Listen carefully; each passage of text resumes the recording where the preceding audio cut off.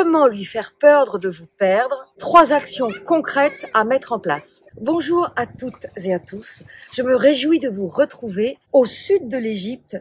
Si vous ne me connaissez pas encore, je suis Bénédicte Anne, votre love coach. J'accompagne des hommes et des femmes qui ont beaucoup galéré en amour et qui souhaitent désormais attirer la bonne personne et surtout ne pas reproduire les schémas d'auto-sabotage qui les avaient menés jusque-lors. Avant toute chose, je vous invite à vous abonner à ma chaîne.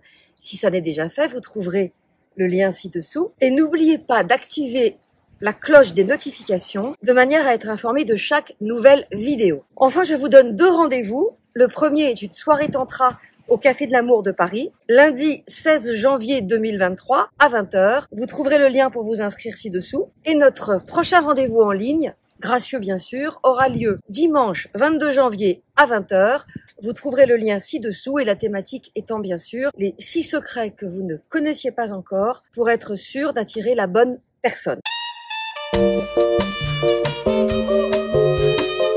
Comment lui faire peur de vous perdre? 3 actions concrètes à mettre en place. La première action à mettre en place consiste à créer de la distance.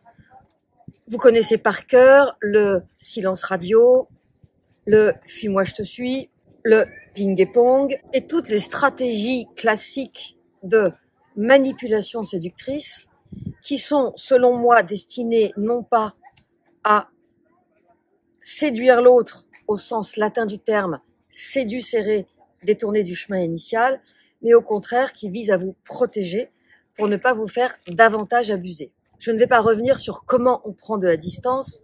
Il suffit de regarder toutes les vidéos que j'ai faites sur le sujet et vous obtiendrez toutes les réponses dont vous avez besoin. La deuxième action, quant à elle, est bien plus délicate et demande beaucoup de subtilité. En effet, il s'agit de lui parler sans être dans le chantage, sans être dans la menace, sans être en mode hystérique et encore moins en mode pleurnicharde / mendiante. Il faut, au détour d'une conversation très calme, après l'amour par exemple, ou au restaurant, lui dire quelque chose du genre « j'ai besoin de te parler ». Mais au moment où vous allez bien sûr amener votre action, pas avant. Parce que si vous dites à un homme « j'ai besoin de te parler », tout de suite il est en mode fermeture totale. Et là vous lui dites « j'ai besoin de te parler » et vous enchaînez. N'hésitez pas à lui demander « est-ce que tu peux m'accorder quelques minutes pour entendre ce que j'ai à te dire ?» Évidemment, il va vous dire oui. Et là, vous commencez à vous tortiller, vous regardez un petit peu en bas. Pas trop. Il n'est pas question de faire la victime. Et vous lui dites, voilà, j'ai beaucoup réfléchi. Il y a des choses qui ne me conviennent pas dans cette relation. Je n'y trouve pas mon compte. Je ne suis pas sûre que nous ayons les mêmes objectifs.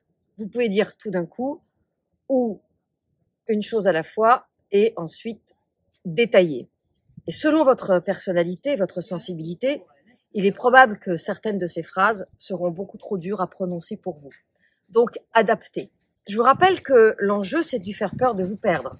Et lorsque vous agissez de cette manière, c'est vous qui risquez de le perdre. Et en même temps, si vous le perdez parce que vous avez voulu discuter sur vos besoins qui n'étaient selon vous pas nourris et que lui ne le supporte pas, c'est que de toute façon, vous n'avez rien à faire avec lui. Il voulait bien se servir au buffet de votre gentillesse et de votre aspect Cosette, mais dès lors que vous changez et que vous voulez plus, comme c'est souvent le cas, l'autre disparaît. La troisième action à mettre en place est la plus délicate de toutes. En effet, il s'agit de générer de la jalousie en lui, car c'est une méthode qui fonctionne très bien. Elle fonctionne sur la plupart des êtres, quel que soit leur sexe. La plupart des humains vont réagir à la jalousie, mais il est un petit pourcentage qui ne va pas le supporter. Et là, vous obtiendriez l'effet inverse, non pas parce que l'autre n'avait rien à vous donner, mais parce que l'autre s'est senti trahi ou a déjà été traumatisé par une histoire de tierce. Je vous renvoie à la vidéo sur le sujet. Et par conséquent, ne veut même pas envisager la possibilité que cela puisse lui arriver à nouveau. Pour savoir si la jalousie a une chance de fonctionner sur lui, observez si les étapes 1 et 2 ont déjà créé de la réaction, et une réaction évidemment de peur, d'inquiétude, parfois de colère, ou en tout cas une réaction qui a été formulée. Si c'est le cas, vous avez de fortes chances que la jalousie soit un élément de plus pour lui faire peur de vous perdre. Comment susciter la jalousie en lui? Premièrement, vous évoquez un de vos ex qui revient à la charge. Ça marche assez bien.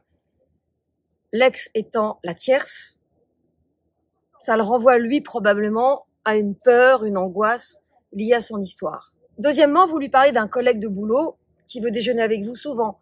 Mais une fois de plus, vous ne mettez pas l'artillerie lourde en place. Vous y allez subtilement par petites touches. Troisièmement, vous partez seul en week-end avec des copines ou avec des amis plutôt, parce que les copines, c'est rassurant. Quatrièmement, lorsque vous sortez en soirée, vous vous habillez très sexy pour évidemment recueillir les hommages de regards d'hommes dans la rue. Et enfin, je vous invite à mettre en place le comportement typique des hommes et des femmes qui trompent leur partenaire, à savoir, vous allez chez le coiffeur, vous perdez du poids si vous en avez trop, vous en prenez si vous n'en avez pas assez, vous mettez en place des actions nouvelles dans votre vie, que ce soit aller au sport, apprendre une langue, revoir des amis de longue date, faire de la chirurgie esthétique si tel était votre projet. Bref, quelque chose qui fait que physiquement vous êtes différent, différente et que vous rayonnez. Et ce nouveau rayonnement va évidemment créer en lui à la fois une attraction et à la fois un doute. Et plus il va vous voir vous éloigner, plus il aura peur de vous perdre.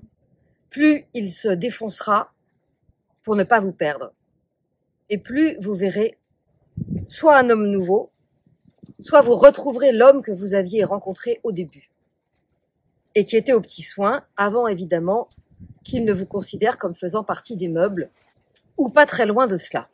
Attention, la jalousie est un outil vraiment subtil et si vous devez passer votre temps à rendre un homme jaloux, à disparaître, à lui faire des silences radio et à mettre en place des stratégies pour avoir une qualité de relation suffisamment nourrissante pour vous, alors je vous invite vraiment à vous poser les bonnes questions. Et je vous renvoie à toutes les vidéos que j'ai faites sur le sujet, parce qu'une relation, ce n'est pas être dans des stratégies de séduction H24. Et vous, est-ce que vous avez déjà expérimenté sur votre partenaire les propositions que je vous ai faites dans cette vidéo? Est-ce que vous avez généré de la jalousie, sans le vouloir parfois, délibérément souvent? Est-ce que vous avez testé les silences radio? Et je vous renvoie à la vidéo sur le sujet. Dites-le moi dans les commentaires, je serai ravie de vous répondre.